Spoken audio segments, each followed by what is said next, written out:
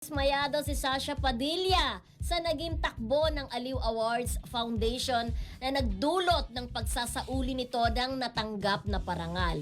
Say niya sa isang pahayag, nag-expect siya na magkakaroon ito ng speech para sa kanyang Lifetime Achievement Award, ngunit hindi ito binigyan man lamang ng oportunidad dahil pinababa ito agad sa stage ng production staff. Oo, Ayan. actually hindi lang siya Mildred. Maski sila ni Miss Lucha Yes. at saka isa pang Lifetime Achievement Awardee sa ibang larangan ay hindi rin nakapag-speech, hindi rin nakapagsalita, hindi rin nakapag-thank you.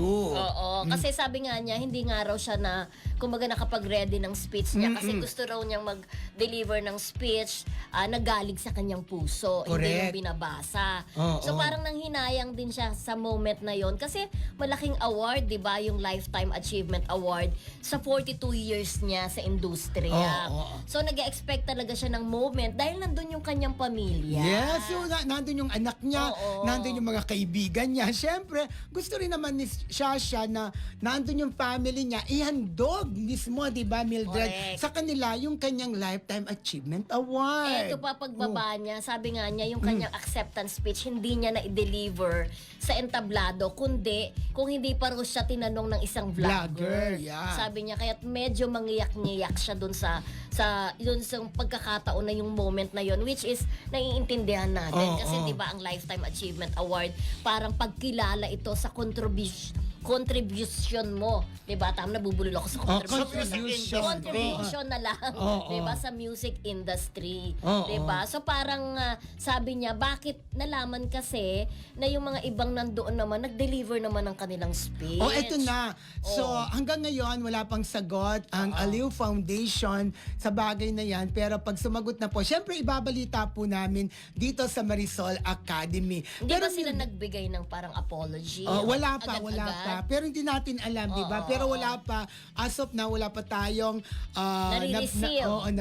na binigay nilang statement tungkol dyan sa kay Sasha Padilla kung saan nag-walk out daw talaga siya, Mildred. Nag-walk out at sinauli. Oo, O parang ganon. May Bibihirang pagkakataon din talaga yung may nagsasauli ng trophy, di ba? naisuuli ba? Parang alam ko, ibabalik pa lang niya. Ay, babalik ko. Isasauli i-return pa na rin niya kasi may intention. May intention Hindi siyang pa niya isauli. nasauli. Oo. Ibabalik pa lang. Na-hurt Pero, siya. Naramdaman ko na-hurt si Miss Sasha Padilla. Parang pinag-ano niya yun pinaghandaan niya yung speech na yun kasi babanggitin niyang isa-isa yung mga nandun sa pamilya niya sa oo. harapan di ba? At saka unang-una po, hindi naman po basta-basta lang singer si Sasha Padilla. Isa na po siyang icon, kaya deserve. Hindi lamang siya maski ni Lani at saka nung kasama pa nila na magsalita naman at magpa-thank you, di ba? Sa Malaking event na artista yun. sila, ha? Kaya Diba? nga, yun Oo. na nga.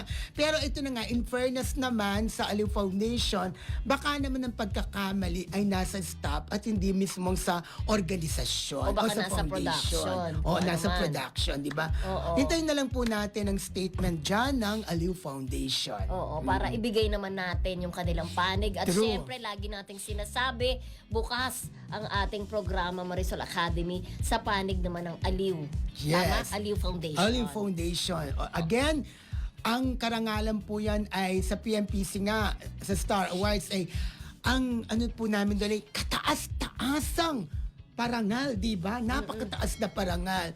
Kaya deserve uli na, sabi ko nga deserve na mag-speech talaga at magpa-think.